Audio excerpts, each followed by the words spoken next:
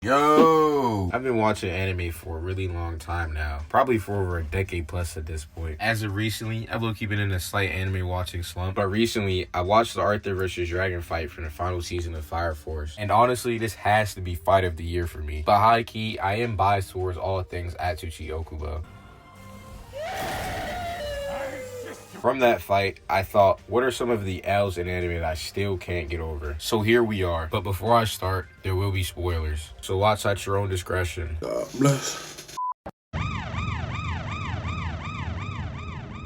So for case number 1, we have Ash versus Tobias. Now over the years, Ash has taken some wicked L's, some that have made sense and others that didn't. But the L that really had me blown from when I was a little kid and all the way up until now was his fight against Tobias. Ash had finally grinded all 8 of the Sinnoh League badges and made a deep run in the Sinnoh League with interesting lineups at this point. For his starting 5, Ash decided his starting lineup would be Pikachu, Gible, Heracross, Swellow, and of course the GOAT, Sceptile. At his guard spots, Ash had Pikachu and Gible, which we all know how solid of a mom Pikachu was for Ash, but Gible was more so a potential man, but it had its moments throughout the show. Moving on to his forwards, Heracross and Swellow. Heracross had a good performance against Nando's Kricketune, and being a vet on Ash's squad, he knew exactly what was going to be the stakes for the tournament.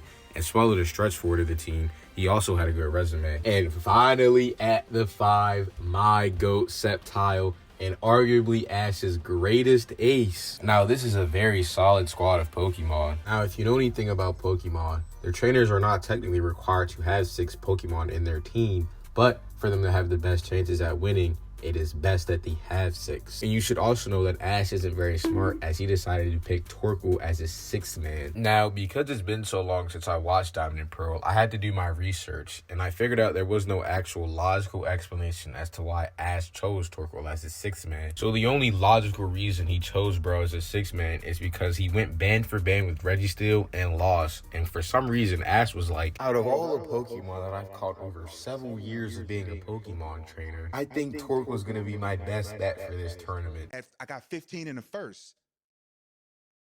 That was easy. Wasn't doing nothing. It was easy. I was just... What 81 you talking about? Kobe's 81. Boy, it's out the mud. We got Rashad McCount. Anyways, leading up to the fight, Tobias had no scouting report other than he was running through trainers with 1 Pokemon. I mean, we literally knew nothing about this guy. Not a backstory, no build-up, nothing. So the day of the fight between Ash versus Tobias comes, and the battle basically goes like this. You're going hard? Yeah. Who pushes you the most?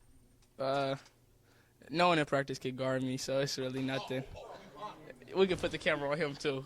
Just put the camera on him. That man right there, that's the man who can't guard me. Turn it left. I'll take his ankles every day. Go one more. See the boy in the hoodie. He hiding for a reason. Until Sceptile steps up, fighting for his life. He actually clutches up and beats Darkrai after landing 2 consecutive Leaf Blades. Now, 7-year-old me was overly joyous to see this. Like, I had genuine hope that Ash was going to win it this time. He was finally going to be crowned a champion. Tobias then pulled out another legendary Pokemon, Latios.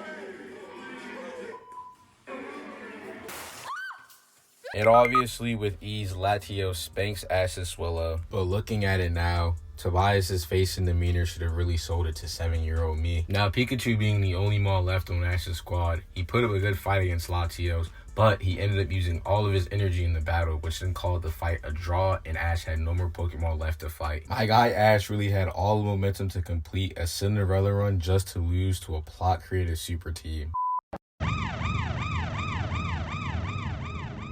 Now for the next case, we have Light Yagami versus Mela. Light, for quite some time in Death Note, was moving like college Kadarius Toney. Bro was untouchable and outsmarting everyone. Packed up Ray, Naomi, multiple criminals, and even my guy L. But after the time skip, my demon Mello was introduced. Mello kidnapped the police director, used the mafia to get the Death Note, used Light's little sister as a hostage, and even went as far as kidnapping Light's ex. Bro was cooking and almost threw Light's plan totally off course, but Mello had no clue the price he'd have to pay for messing with the Riverdale King. Because of his dad, Light already knew Mello's full government name, and all it took was for him to tell Takada, and she wrote it in the Death Note, and...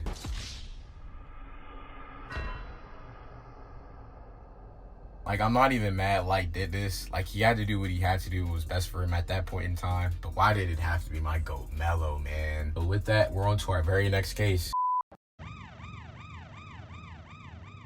My boy Spike Spiegel versus Vicious. Now, for all of those who haven't watched this masterpiece, Spike's whole story in Cowboy Bebop is him trying to escape his past. Specifically, one thing from his past. This guy right here, Vicious. Vicious himself is kind of like representing what Spike can't escape. Now, you're probably asking, why is Spike trying to run away from bro? Well, we gotta take a trip back to the past. Spike was a part of a syndicate called the Red Dragon, and while he was on a mission, he got boomed. So there's a woman named Julia. I know y'all see Miss Julia. Sexy, educated ass.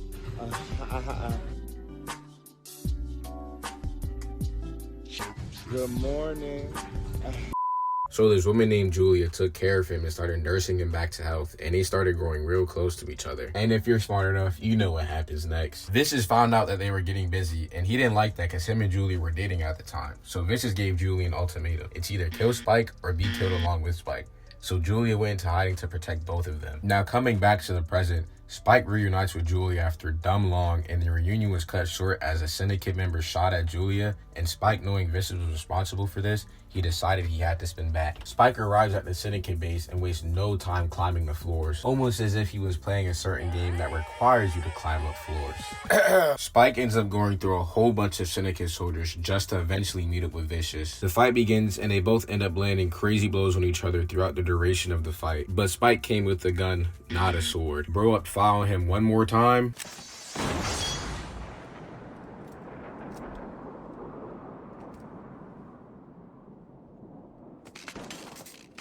And Vicious ends up dying. Now, I'm not just heard about Spike dying, I'm also heard about Vicious dying. Bro was a fire final boss for all the right reasons, but at the cost of both of them, man.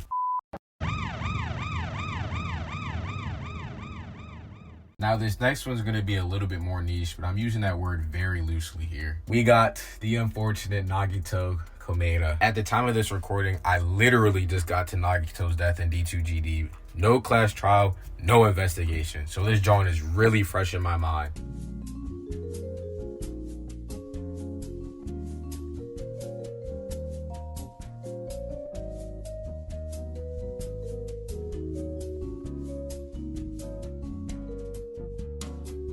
Now, I know this is crazy to say, but hear me out. Even after running the class around in circles pretty much every class trial he was around for, if it wasn't for him, the class trip would have been over when Teru killed Byakuya. Like every class trial, Nagito had heat check, dimer, and set shooter on legend and was moving like how Luka is now. To Doncic. Spencer Jones on him. Here's the double. Doncic on the drive. Step back. Puts it up. Puts it in. When I saw bro with that spike in his stomach, I was sick to my stomach. He was supposed to make it out, man. He was supposed to be one of those ones.